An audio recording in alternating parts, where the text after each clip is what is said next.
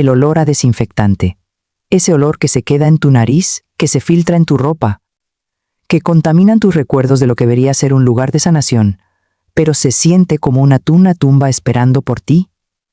Ese era el aroma que respiraba cuando abrí los ojos en la cama del hospital, en esa habitación donde las paredes eran de un gris tan muerto que me preguntaba si también yo estaba muerta. No era temprano. El sol entraba por la ventana con esa luz del mediodía que quema sin calentar. Miré mi reloj. Las 2:47 de la tarde. Había dormido sin saberlo. O quizás no había dormido. Con el cáncer, la línea entre dormir y estar consciente se borra. Tu cuerpo sigue existiendo mientras tu mente flota en un limbo anestesiado. Traté de moverme. Mi brazo izquierdo respondió lentamente, como si estuviera pidiendo permiso a mi cuerpo para existir. Las vías intravenosas seguían pegadas a mi piel, tirando, recordándome que no era completamente libre ni siquiera en mi propio cuerpo. Hace 3 meses que estoy así. 3 meses de que las palabras cáncer de páncreas, etapa avanzada cambiaron el sonido de mi voz, el color de mis días, la estructura de mi realidad. Recuerdo el momento exacto. Fue en el consultorio del de Reyes. Él tenía una forma particular de entregar malas noticias. Se sentaba, se quitaba los lentes, se los volvía a poner, como si los cristales pudieran filtrar la verdad para hacerla menos brutal. No funcionaba. Elena dijo mi nombre como si fuera delicado, frágil, como si al pronunciarlo fuerte pudiera romperme. Los análisis confirman lo que sospechábamos. Está avanzado. Hemos hablado de las opciones de tratamiento, pero, esa palabra pequeña que contiene océanos de desesperación. Yo asentí. Recuerdo haber asentido como si entendiera, como si eso fuera aceptable, como si mi vida terminando fuera algo razonable y educado. Roberto estaba a mi lado. Mi esposo de 32 años me tomó la mano, su palma estaba seca, su grip firme. Yo pensé, qué reconfortante, qué afortunada soy de tener a alguien aquí. Dios, qué ingenua fui. Esa tarde Roberto lloró. Recuerdo sus lágrimas. Recuerdo cómo me abrazó en el consultorio. Frente a la secretaria, frente a las plantas de la sala de espera que estaban más vivas que yo. Recuerdo sus palabras: vamos a luchar juntos. No te voy a dejar en ningún momento. Vamos a vencer esto. He reproducido esa escena en mi mente 1000 veces en estos últimos meses. He buscado el momento exacto donde la falsedad comenzó. ¿Fue ese día? ¿O fue años antes? ¿Cuándo exactamente se convirtió mi matrimonio en una inversión de negocios? Pero eso era antes. Eso fue cuando todavía era Elena la enferma, Elena la débil. Elena la que podía ser manipulada entre los efectos secundarios de la quimioterapia. Ahora era diferente. Los doctores vinieron a las 3 de la tarde. Eran 2, el de Reyes y una residente joven, tan joven que parecía tener miedo de su propio uniforme blanco. Entraron hablando en voz baja, como si yo estuviera dormida, como si no fuera mi propia muerte la que estaban discutiendo. Pero yo estaba despierta, completamente despierta. Su presión se ha estabilizado un poco, dijo el de Reyes. Pero los marcadores tumorales han subido significativamente. El cáncer está avanzando más rápido que esperaba todo tiempo, preguntó Roberto. Su voz era la correcta. La voz de un hombre preocupado. La voz de un mentiroso maestro. El de Reyes miró hacia mí. Luego volvió hacia Roberto. Honestamente, quizás 3 días. Tal vez una semana si la medicación funciona milagrosamente. Pero, nuevamente ese pero del tamaño de un ataúd. Estamos hablando de días, no de semanas. 3 días. La frase que cambiaría todo. No porque fuera verdadera, sino porque Roberto la escuchó y se transformó. Vi el cambio en su rostro como si una máscara cayera por un segundo. Solo un segundo. Un micromomento donde su expresión pasó de esposo, devastado, a algo más crudo, más honesto, hambriento. Luego se recompuso, volvió a ponerse la máscara.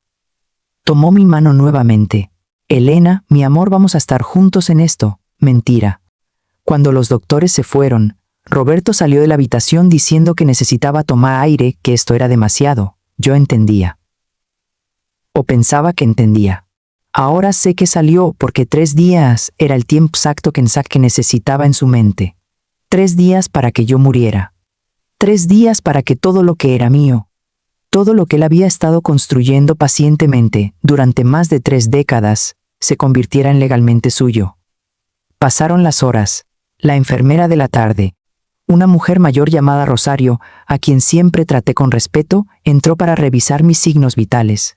Mientras me tomaba la presión, noté que sus ojos evitaban los míos. «¿Cómo se siente, señora Elena?», preguntó. Ese señora Elena con ese tono. Era lástima. Era la forma en que las personas hablan con los moribundos, como si fueran algo frágil, sagrado, algo que no debería existir. «Me siento débil, Rosario», respondí honestamente. «Pero viva». Ella asintió, ajustó mis almohadas y se fue. Estuve sola durante una hora que necesitaba, porque durante esa hora, mientras miraba la pared gris del hospital, reconstruí todo, cada conversación, cada momento, cada decisión que me había traído a este lugar. Conocí a Roberto en una oficina contable en 1992. Yo tenía 31 años. Él tenía 35. Trabajaba como secretaria. Él era contador. Él llegaba cada mañana con una sonrisa que iluminaba toda la oficina. Esa sonrisa me cautivó. Me hizo creer en las historias de amor que había visto en las películas, en las novelas. Me hizo creer que existía algo llamado compañero de vida. Nos casamos 6 meses después. Una boda pequeña. Él no tenía dinero. Yo tampoco, pero tenía algo mejor, tenía un departamento. Un pequeño departamento de 2 recámaras que mi abuela me había dejado. Era humilde, pero era mío. Roberto nunca quiso que lo vendiera. «No lo vendas, mi amor», decía. «Ese departamento tiene un valor sentimental enorme. Además, algún día va a valer mucho más. Piensa en él como un seguro para nuestro futuro». Seguro, qué palabra tan particular para usar. Hace 32 años, hipotequé ese departamento. Roberto quería abrir un despacho contable. Necesitábamos capital inicial. Yo firmé los papeles sin leer todos los detalles. Confiaba en él. ¿Por qué no habría de hacerlo? Era mi esposo. Era el hombre con el que planeaba envejecer. Durante los primeros años trabajamos juntos. Construimos el negocio desde cero. Yo manejaba las cuentas. Él conseguía los clientes. Juntos, o eso creía yo, estábamos construyendo algo. Un imperio pequeño, pero un imperio. La realidad era diferente. Él estaba usando mis documentos, mi crédito, mi nombre. Todo estaba a mi nombre. Todo. La casa que compramos hace 20 años con el dinero de la venta de departamento de mi abuela. Los 2 departamentos que invertí con mis ahorros personales. Las cuentas bancarias principales. El despacho registrado como persona moral, con yo como socia mayoritaria, con el 60% de las acciones. Yo ni siquiera lo sabía. Roberto insistía siempre en lo mismo. Ponlo todo a tu nombre, es más seguro así. Si algo le pasa al negocio, si hay problemas legales, nada puede tocarse porque está a tu nombre. Te estoy protegiendo. Como si yo fuera una reina en un castillo, cuando en realidad era una mujer en una trampa que ella misma había construido, ladrillo a ladrillo, con sus propias manos y su propia confianza. Roberto regresó alrededor de las 6 de la tarde. Traía comida del restaurante que yo amaba, pollo en mole. El aroma llenó la habitación. Mi estómago, destruido por meses de quimioterapia, protestó. Pero lo comí. Comí porque él me lo ofrecía, porque quería agradarlo, porque incluso en esos últimos días, una parte de mí todavía estaba aprendiendo a vivir para un hombre que nunca vivió por mí. Se sentó en la silla junto a mi cama. Me tomó la mano con esa ternura que yo había confundido con amor durante décadas. Y fue en ese momento, mientras él me miraba y su expresión contenía todo lo que yo pensaba que era nuestro matrimonio, que decidí preguntarle algo que no le había preguntado en años. «Roberto», dije, y mi voz fue más fuerte de lo que esperaba. «¿Me amas?». Él parpadeó, como si la pregunta lo hubiera sorprendido, como si después de 32 años, esa pregunta todavía fuera inesperada. «Por supuesto, mi amor», respondió. «¿Por qué me preguntas eso?». «Porque necesito saber», dije. «Porque si me quedan 3 días, quiero que esos 3 días sean honestos. Quiero que me digas la verdad. ¿Me amas?». Hubo un silencio que duró 3 segundos, pero que se sintió como 3 años. Y en ese silencio vi algo cambiar en sus ojos. Vi el momento exacto donde su máscara se resquebrajó. Solo un poco. Solo lo suficiente para que yo entendiera que algo no estaba bien. «Claro que te amo, Elena», dijo finalmente. ¿Qué tipo de pregunta es esa? La clase de pregunta que una mujer moribunda tiene el derecho de hacer, respondí. Él sonrió, pero era una sonrisa diferente, una sonrisa que no llegaba a sus ojos. Se levantó y dijo que necesitaba ir al baño. Salió de la habitación. En el momento en que la puerta se cerró, levanté mi teléfono. Mi viejo teléfono que ya no usaba mucho porque mis manos temblaban demasiado, porque escribir se había convertido en una montaña que escalar. Pero lo levanté. Había alguien a quien necesitaba llamar. Alguien que me había visto trabajar 12 horas al día para construir un imperio. Alguien que me había visto sacrificar cada parte de mí para ahora estaba en el baño, probablemente calculando cuánto más tiempo más tendría que fingir. Nuestra empleada doméstica de 15 años. Marqué el número. Mi corazón latía como si fuera a explotar, o quizás era el cáncer. A estas alturas, era difícil distinguir entre el miedo y la enfermedad. Ella contestó al tercer timbrazo. Hola, señora Elena, su voz contenía sorpresa. Nunca le llamaba. Ella venía a mi casa. Ella limpiaba. Ella era invisible, como todas las mujeres como ella. Lucía, necesito que hagas algo para mí, algo urgente. ¿Qué pasó? ¿Está bien? No dije. Pero eso no importa ahora. Lo que importa es que necesito que vengas al hospital mañana temprano, antes de que Roberto pueda hacerlo.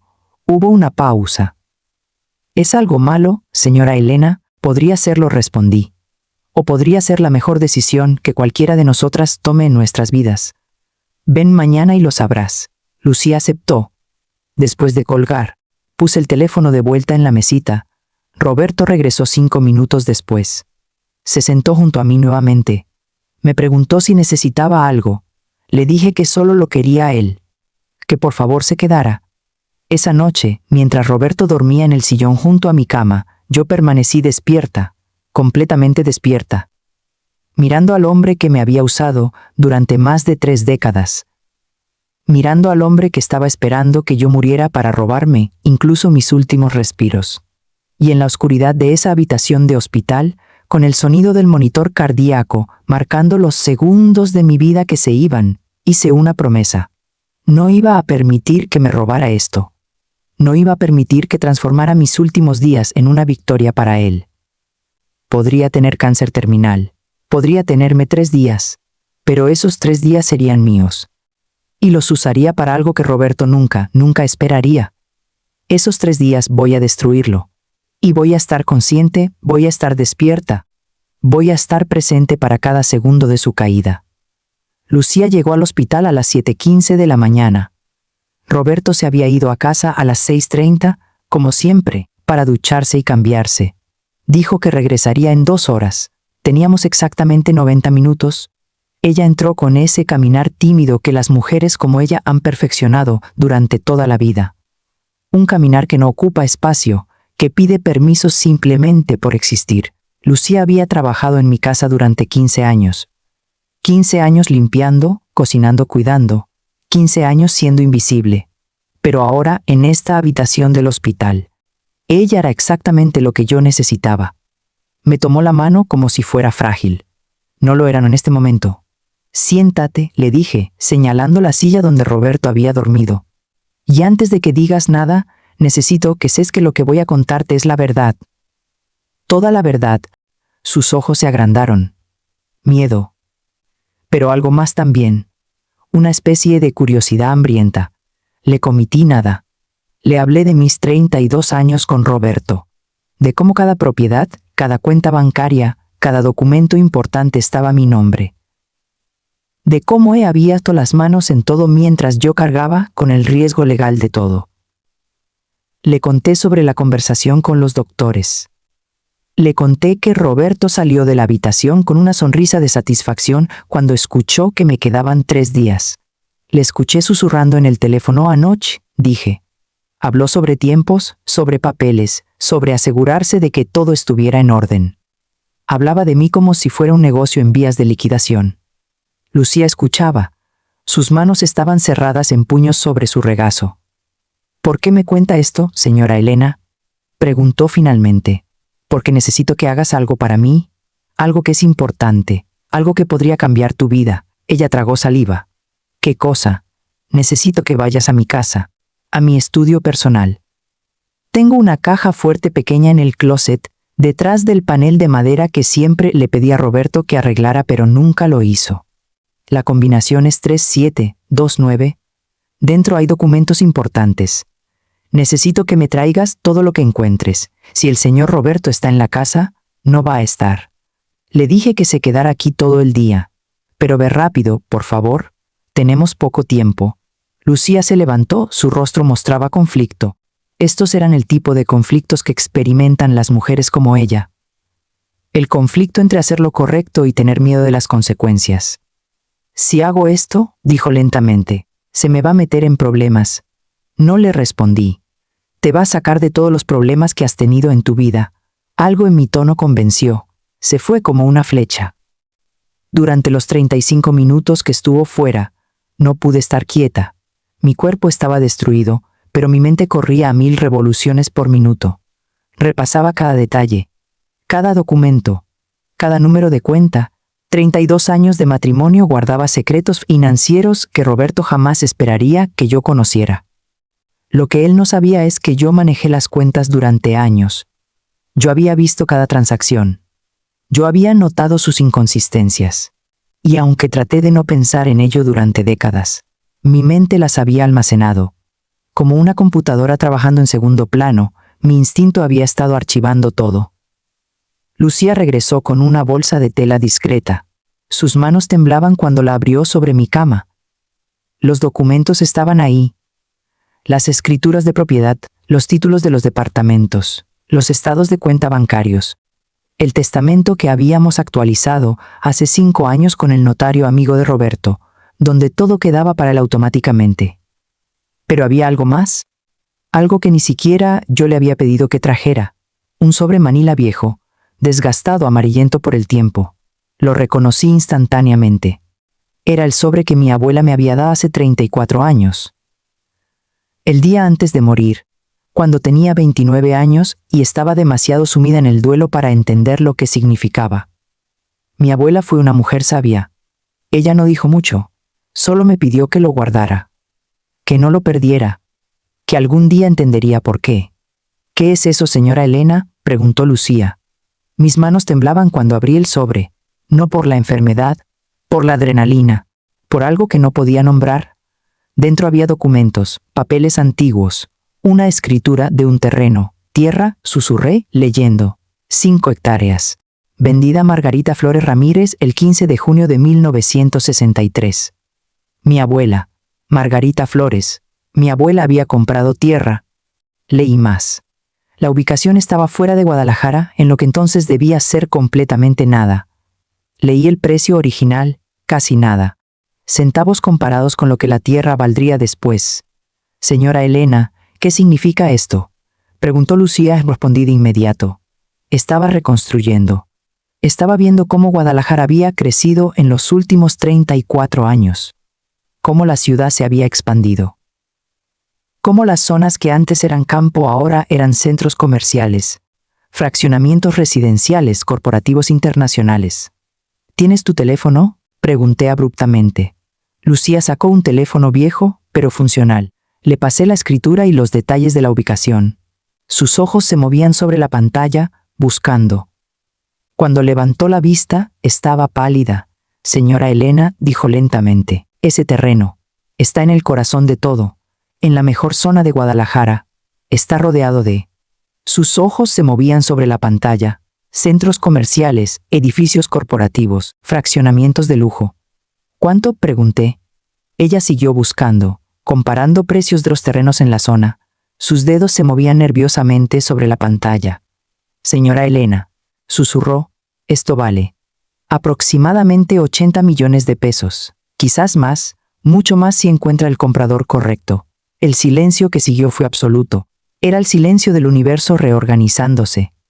Era el sonido de mi vida pasada colisionando con mi vida futura. 80 millones de pesos. 80 millones de pesos que Roberto no sabía que existían. 80 millones de pesos que nunca estarían en ninguno de los documentos que había revisado cuidadosamente durante años. 80 millones de pesos que no podía heredar simplemente esperando a que yo muriera. Empecé a reír, una risa que comenzó como un susurro y creció como un huracán. Una risa amarga, irónica, llena de justicia cósmica. Mi abuela, desde su tumba, desde 34 años en el pasado, me había dado la respuesta. No era una respuesta que yo hubiera construido. Era una que ya existía esperando a que yo la encontrara. «Señora Elena, ¿está bien?», preguntó Lucía con preocupación, más que respondí cuando logré controlar la risa. «Lucía, si hago lo que estoy pensando, hacer a necesitar ayuda. Voy a necesitar a alguien en quien pueda confiar completamente». «¿Y qué haría?», preguntó. «Nada ilegal. Pero sí algo que va a destruir todo lo que Roberto ha planeado. Algo que va a cambiar todo». Lucía me miró durante un largo momento. Vi la batalla en sus ojos, vi el miedo. Vi también algo más sed de justicia. «¿Cuándo empezamos?», preguntó finalmente. Eso fue todo lo que necesitaba escuchar. Primero, necesito un abogado. Alguien que no tenga ninguna conexión con Roberto. Alguien en quien pueda confiar. «Mi hermano es abogado», dijo Lucía. «Fernando. Trabaja en un despacho pequeño, pero es honesto. A veces, creo que es demasiado honesto para este mundo». «Perfecto, llámalo ahora. Dile que venga al hospital esta noche después de las 8. Dile que es urgente. Dile que voy a pagarle bien». Lucía hizo la llamada. Su hermano Fernando aceptó sin hacer muchas preguntas. Solo dijo: «Si tú dices que es importante, es importante». Los siguientes 30 minutos fueron cruciales. Organizamos todo. Lucía guardó los documentos cuidadosamente. Yo le di instrucciones específicas sobre qué más necesitaría de la casa: su número de cuenta bancaria personal, sus números de seguro social, todo. «¿Por qué me confía todo esto, señora Elena?», preguntó Lucía mientras se preparaba para irse. «Porque llevas 15 años siendo invisible en mi casa. Porque trabajaste duro mientras yo trabajaba duro. Porque fuiste amable conmigo cuando nadie más lo fue. Y porque», hice una pausa, «mereces algo mejor de la vida que limpiar casas de gente que ni siquiera nota que existes».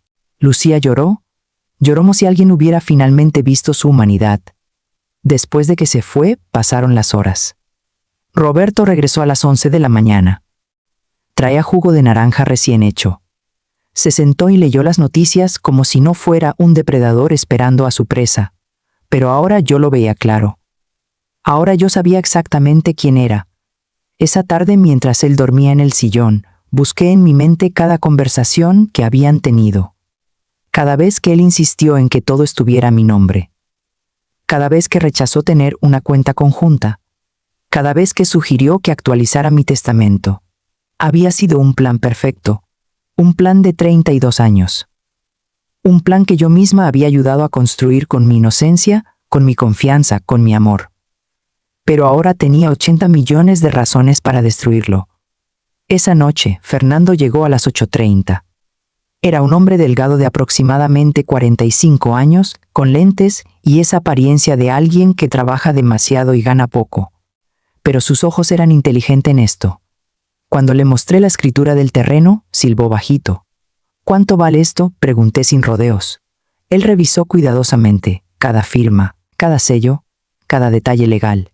«Esto», dijo finalmente, «es completamente legítimo». «Y vale lo que Lucía dijo, quizás más dependiendo del comprador». «¿Puede Roberto tocarlo si yo muero?», pregunté. Fernando me miró fijamente. «¿Quién esto?». «Mi esposo», no dijo Fernando con claridad. «Absolutamente no. Este terreno te fue heredado por tu abuela antes de que te casaras. Nunca fue registrado como bien conyugal. Es completamente tuyo, exclusivamente tuyo». Yo asentí lentamente, comprendiendo. «Fernando», dije finalmente, «necesito que me ayudes a hacer algo». «¿Algo que voy a cambiar todo ilegal?». «No». «Algo inmoral», sonreí. «Depende de cómo lo mires». «¿Hay algo inmoral en una mujer defendiendo su dignidad?». Fernando sonrió. Una sonrisa que me dijo que entendía, que estaría conmigo. «Dime qué necesitas», dijo.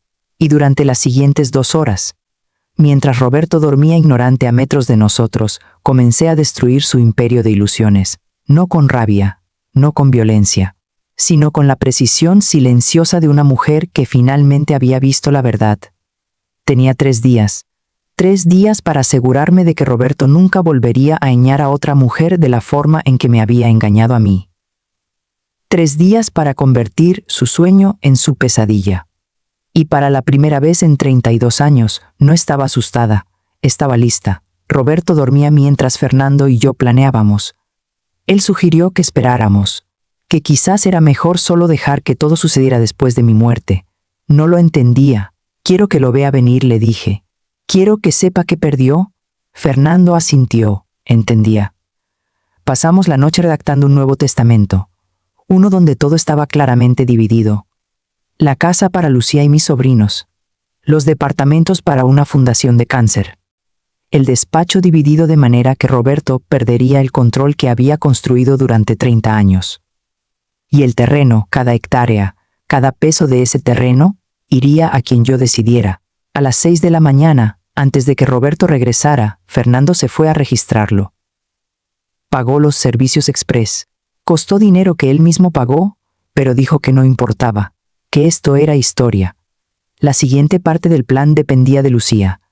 Cuando llegó a trabajar ese martes, Roberto estaba en el despacho. No lo sabía. Lucía entró a la casa como siempre, limpiando invisible, pero esta vez sus ojos estaban abiertos. Se acercó silenciosamente al estudio de Roberto. La puerta nunca cerraba bien, algo que siempre le pedí que arreglara, pero que ahora agradecía que nunca lo hiciera. Roberto estaba hablando por teléfono, su voz era diferente, fría, calculadora. Lucía sacó su teléfono, grabó todo, ya casi Mauricio escuchamos después en el audio. Los doctores dijeron 3 días y ya pasó 1. Para el viernes todo estará resuelto. No te preocupes, todo está a nombre de ella, el testamento es claro. Yo heredo todo automáticamente. La casa vale como 4 millones, los departamentos otros 8. Las cuentas bancarias tienen otros 3 millones y el despacho. Bueno, ese vale lo que nosotros queramos que valga. Claro que estoy seguro. No hay hijos, no hay hermanos vivos. Sus padres murieron hace años. Solo tengo que esperar que la naturaleza siga su curso hoy, y todo será mío. 32 años de inversión finalmente van a dar frutos. Hubo una pausa. Luego una risa que Lucía nunca le había escuchado. Suena frío, pero así es el negocio, hermano. Ella era una buena mujer, servicial, confiable. El tipo perfecto de esposa para un hombre que necesita construir patrimonio. Siempre firmaba donde le decía, nunca cuestionaba nada. La esposa perfecta. Mi mano temblaba cuando escuché esto en el hospital. No de debilidad, de furia pura. Supongo que es triste un poco, continuaba Roberto. Nos llevábamos bien, pero tampoco es que la amara de verdad. Fue una decisión práctica desde el inicio. Necesitaba capital, necesitaba alguien con buen crédito, necesitaba estabilidad. Ella me dio todo eso. Sé otra mujer, no seas ridículo, no tuve tiempo para eso. Estuve demasiado ocupado construyendo este imperio. Pero ahora sí, hermano, ahora sí voy a disfrutar. Tengo 67 años, soy joven todavía. Con 15 millones en el banco puedo rehacer mi vida como yo quiera. Cuando Fernando reprodujo la grabación en su laptop, no dije nada. Las palabras de Roberto seguían quemándome los oídos. 32 años. 32 años reducidos a una inversión de negocios. Fernando guardó la grabación en múltiples lugares. Nube, unidades externas, documentos, era prueba irrefutable, era su voz, sus confesión. ¿Qué haremos?, preguntó Fernando sonreí. Una sonrisa que no llegaba a mis ojos porque estaban llenos de lágrimas. Quiero que contactes a mis sobrinos en Monterrey. Daniela, Carlos y Miguel. Diles que vengan hoy, que es urgente, que es sobre mi herencia. Fernando lo hizo. Mis sobrinos abordaron un avión a las 2 de la tarde. Después, le pedí a Fernando algo que lo hizo dudar al principio. Quiero que evalúes el terreno oficialmente. Quiero que obtengas una evaluación legal de alguien certificado. Él contactó a un experto. El evaluador llegó esa tarde. Revisó el terreno por ubicación. Revisó los documentos. Sus ojos se agrandaron.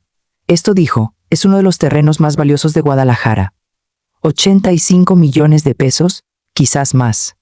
Pero Fernando hizo algo más. Contactó discretamente a 3 desarrolladores inmobiliarios grandes. Les mostró solo la ubicación del terreno. Los 3 mostraron interés inmediato. Uno de ellos ofreció 90 millones en efectivo si cerrábamos en una semana. 90 millones de pesos. 90 millones que Roberto no sabía que existían. Esa noche le pedí a Fernando que consiguiera algo más. Algo que lo hizo sonreír con admiración cuando le expliqué por qué. ¿Estás segura, Guntó? Completamente respondí. ¿Realmente quieres que Roberto esté presente cuando todo se derrumbe? Quiero que vea mi rostro cuando comprenda que perdió. Quiero que entienda que no me subestimó por ser mujer. Me subestimó porque nunca pensó que yo vería la verdad, Fernando. Entonces conseguiremos un notario. Haremos esto legalmente. Todo en video, todo registrado. Todo blindado para que no pueda impugnarlo jamás. El último día llegó con un sol demasiado brillante para ser el día de mi muerte. Roberto entró a la habitación con su sonrisa perfecta. Su máscara impecable. Buenos días, dijo tomando mi mano. Yo lo miré directamente. Por primera vez en 32 años, lo vi sin la cortina del amor engañoso. Buenos días, Roberto, respondí. Hoy tengo una sorpresa para ti. Su rostro cambió. Algo en mi tono lo alertó. Su instinto de supervivencia activándose demasiado tarde. ¿Sorpresa?, preguntó. Sí. Una sobre mi herencia. Vi el flash de esperanza en sus ojos. El flash de avaricia. Lo que no vio venir fue que a las 9 de la mañana Lucía llegaría. Que a las 10 mis sobrinos entrarían. Que a las 11 Fernando entraría con su portafolio y un notario oficial. Que su vida estaba a punto de ser exhibida frente a testigos. Que la mujer que él había usado durante 32 años estaba a punto de convertirse en la razón de su ruina. Roberto no lo sabía, pero en 90 minutos lo comprendería, y yo estaría despierta para verlo. A las 9 de la mañana, Lucía entró con tamales de Jalisco y atole. Roberto se sorprendió. Yo le expliqué que necesitaba una cara familiar. Él aceptó. Lucía se quedó de pie junto a la ventana, invisible como siempre. Pero esta era mi testigo. A las 10 mis sobrinos llegaron. Daniela, Carlos y Miguel. Hijos de mi hermana fallecida. Roberto palideció cuando entraron. No esperaba. Empezó. Es mi último día, interrumpí. Quiero despedirme. No podía negarse. A las 11. Fernando entró con su portafolio. Un notario oficial lo acompañaba. Roberto se puso de pie. Un abogado. ¿Para qué necesitas una abogalena? Para poner mis asuntos en orden, respondí. Y para que entiendas quién soy realmente. Vi el pánico formarse en sus ojos. El instinto de depredador sintiendo que la trampa se ciernando. Dije, está todo listo. Todo. Señora Elena, ¿podemos proceder? Fernando sacó documentos. Los puso sobre la mesita. Luego sacó su laptop. Antes de leer el testamento, creo que debería escuchar algo, Roberto. Dije tranquilamente, presionó play. Su voz llenó la habitación. Su confesión. Cada palabra, cada verdad envenenada. Vi cómo la sangre se le iba del rostro. Vi el momento exacto donde comprendió que todo estaba perdido. ¿Qué es esto?, gritó, levantándose. La verdad, respondí, tu voz. Tus palabras. Hablando sobre cómo yo era una inversión, una herramienta, una esposa conveniente. Roberto dio un paso hacia mí. Fernando se interpuso. Yo no haría eso, señor Roberto, dijo calmadamente. 32 años, dije. Mi voz siendo la más fuerte que había sido en meses. 32 años de mi vida. Y para ti solo fui un número en una hoja de cálculo. Elena, yo no interrumpí, basta de mentiras. Fernando, lee el testamento. Con cada palabra vi a Roberto desmoronarse. La casa dividida, los departamentos para caridad, las acciones del despacho repartidas. Él perdería el control del negocio que había construido usando mi nombre durante 30 años.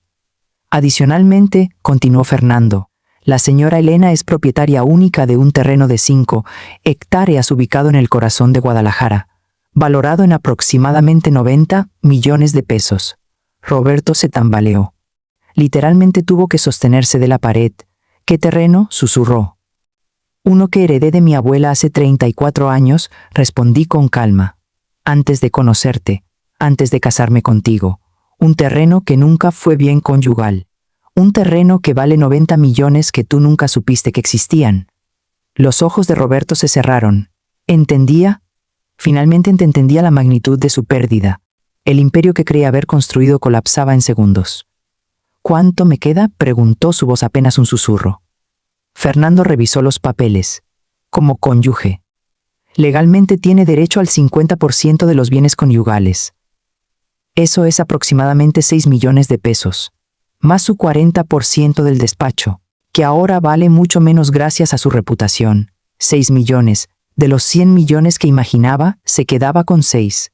Roberto cayó de rodillas. Elena, por favor, podemos arreglarlo. Todavía hay tiempo. ¿Tiempo para qué?, pregunté. Para manipularme nuevamente. Para hacerme cambiar mi testamento, no, Roberto. Tiempo es exactamente lo que no tienes. Lucía habló desde la ventana. Su voz era clara, fuerte. Señor Roberto, yo lo escuché ayer cuando dijo por teléfono que la señora Elena era servicial y confiable. El tipo perfecto de esposa para construir patrimonio. Esas no son palabras de amor. Eso es explotación. Roberto la miró como si la viera por primera vez. Como si finalmente notara que ella había estado siempre ahí. Mirando, escuchando. «Estabas escuchando, estaba limpiando su casa», respondió Lucía con dignidad. «Como lo he hecho durante 15 años. Como lo hice incluso cuando usted ni siquiera notaba que yo existía». Fernando continuó. «Hay un documento más, señor Roberto. Una renuncia formal de la señora Elena. Ella renuncia a cualquier obligación de mantenerlo después de su muerte. Usted no recibirá pensión, no tendrá acceso a cuentas bancarias. Todo está blindado legalmente». Roberto levantó la vista. Sus ojos estaban vacíos, destruidos. «¿Hay algo más que deba firmar?», pregunté. «Solo esto», dijo Fernando, señalando el último documento. «Y con esto, todo estará completo». Firmé con mano temblorosa, no por debilidad, por la emoción de finalmente tener justicia. Roberto se levantó lentamente. Su rostro había cambiado. Ya no había lágrimas, había odio puro. «Voy a pelear esto», dijo con voz fría. «Voy a impugnar cada firma.